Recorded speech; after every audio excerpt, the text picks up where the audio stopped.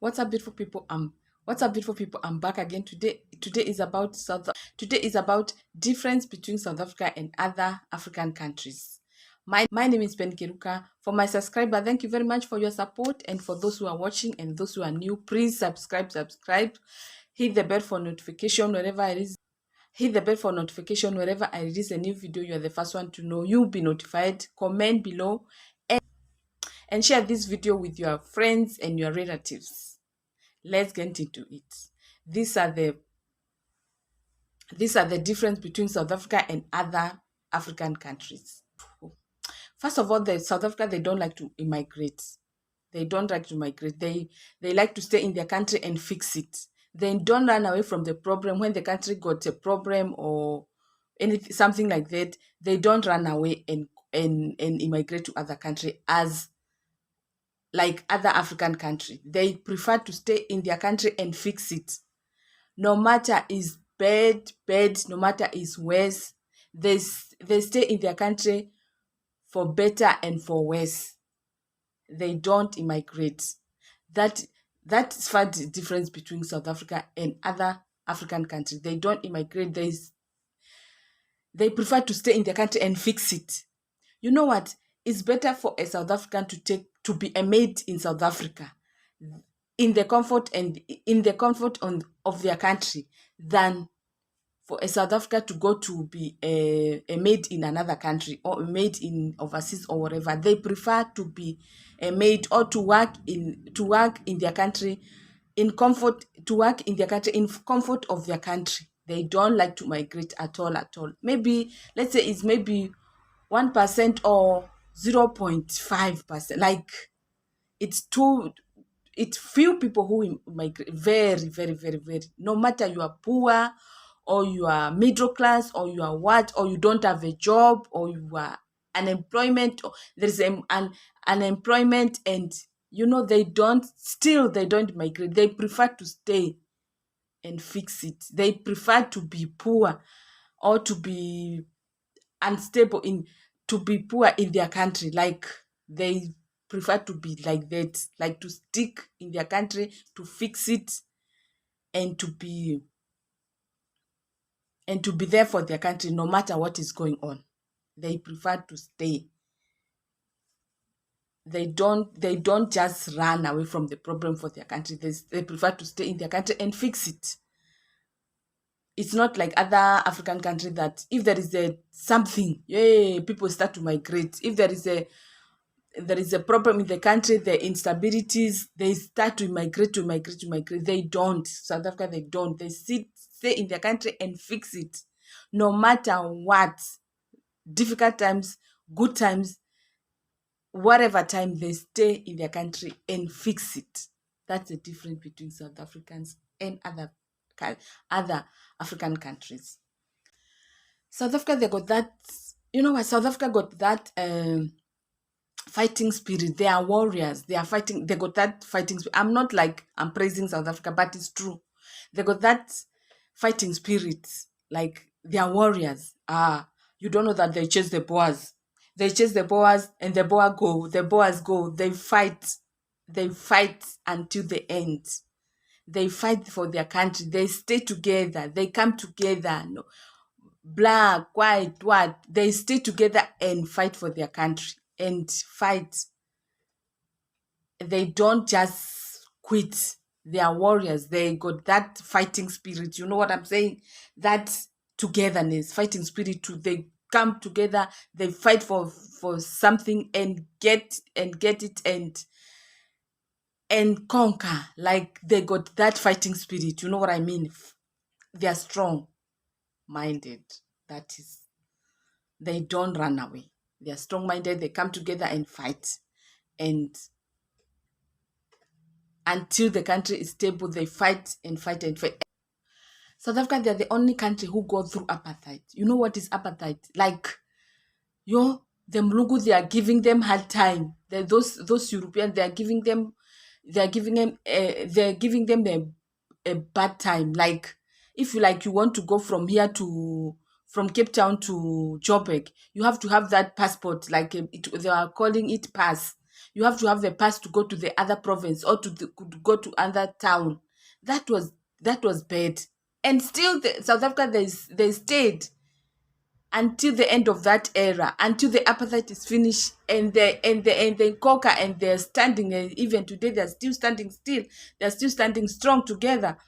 Um, it's not like other country. If there is a dictatorship, if there is a instability in the country, if there is a change of government, people, they start to flock, people start to immigrate, people start to go this country, go this country. South Africa, they don't just go.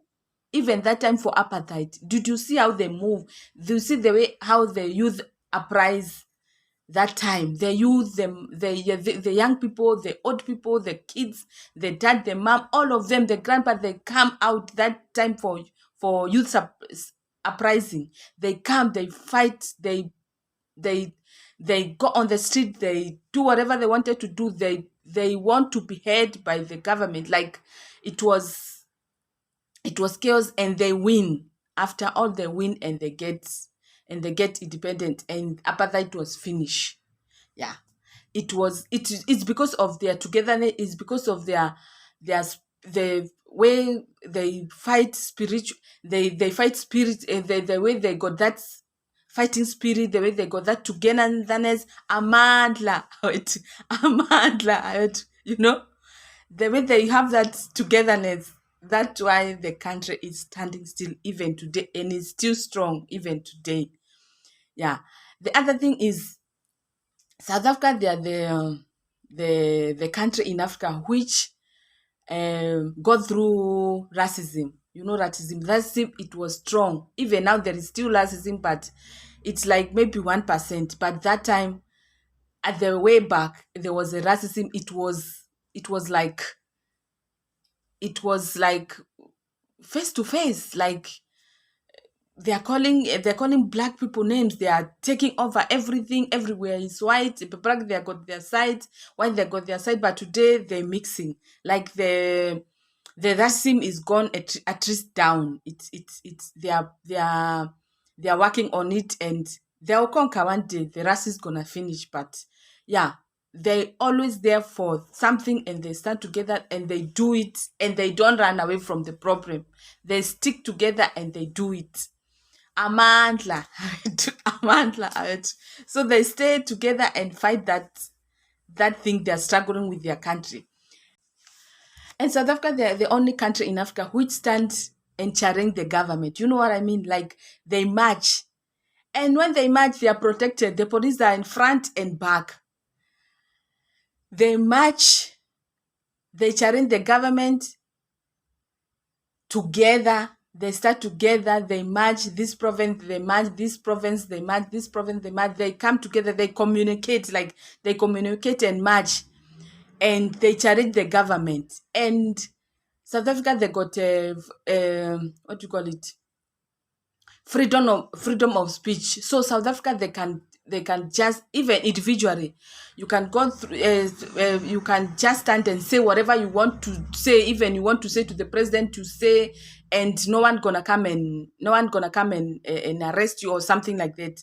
They got that freedom of speech, that it's make it strong for them to view their concern about the government or things like that. So, because South Africa, they got that freedom of speech, they got that strong strength to voice out their opinion, or to tell the government what they want or stuff like that. Like, but the other countries, like the other country in Africa, if you start to say something for president that night, they're gonna come for you, and you disappear, my friend. You never be found again. I'm not politician, but this is something which is happening in the other countries. Yeah, but South Africa, even you say what to the president, president just look at it like that, and just move on. Like, they don't take it serious. They say that people with the freedom of speech, they must talk about what they feel. They must talk about what the government is not doing them the right way. They must talk about anything which is they are being bothered about the president.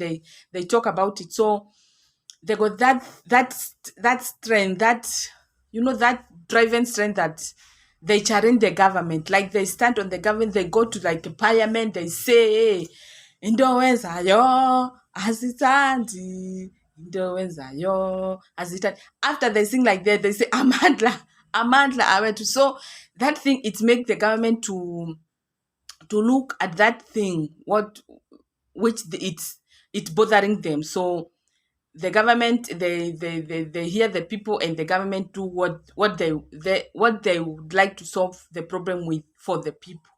And that's why the South Africa is very different from the other country. They got freedom of speech, they can talk their mind. But the other country, you can't talk your mind. You see, like, I don't want to name the country. There is someone who, like, challenging the 2019, was challenging the government of his country, and he was tortured and stuff like that. I don't want to name the person, because I'm not politician. I'm not here for politics. I'm not here for criticizing. I'm just here to view and tell what it is. Like, that person was jailed, was tortured, and it's 2019. Yeah, and yeah, that was not good as some, and as South Africa, them to see something like that. It was not, it was a surprise. Like, someone is challenging the government, and then they are arrested and tortured and something like that. While here, you can view your problem. You can talk about something which is bothering you, even individually. You can talk about it, and government can listen. You can come together and solve that problem with the with the government and the people. You understand what I'm saying? Yeah, there is that thing for listening to people. You understand what I'm saying? There is that, the government used to listen to people, and the people challenge the government. So they work one on one, something like that. South Africa didn't endure the slavery. In fact, when the European come here, they didn't choose to make South Africa slaves, because South African, they refuse to be slaves. Like, the chiefs say that, no, you are not taking my people for slavery and things like that. And so the European feared the chiefs, that is the Zulu, Shaka Zulu, or people, Shaka Zulu, King Shaka Zulu, and other kings. They feared the kings, the chiefs. So they prefer to, the European, when they come here, they prefer to import the slavery from India, Malaysia, Indonesia, and those countries in Asia. They prefer to import the slaves from there, to bring it in South Africa for them to farm for their sugarcane farms. They didn't use South Africans. No, that's why they didn't use South Africans. They used those Asians people to be their slave in their sugarcane farm. So South Africa never endured the slavery. As from the other African countries, they endured slavery. That one was East Africa. I mean, that was West Africa, East Africa, and other countries inland in Africa. They endured slavery. They were taken to Europe and Europe and America and other places in the world. They were bought for slavery. But South Africa, they didn't endure any slavery as other African countries. And there is that saying that when missionaries come to coast of South Africa, and then they made Shaka Zulu in the coast of Natal, and those missionaries start to tell Shaka Zulu, hey, you must repent. You must repent, and if you don't repent, you're gonna burn in the fire of hell. And then Shaka Zulu tell those missionaries, no, no, me, I'm not scared of the fire. I'm not scared of the fire. I cook with the fire, I eat fire. In Natal, we eat fire. We are not scared of fire. And that's why the missionaries didn't come in, because the way Shaka Zulu handles those missionaries, or those Europeans wanted to come to turn them into Christians.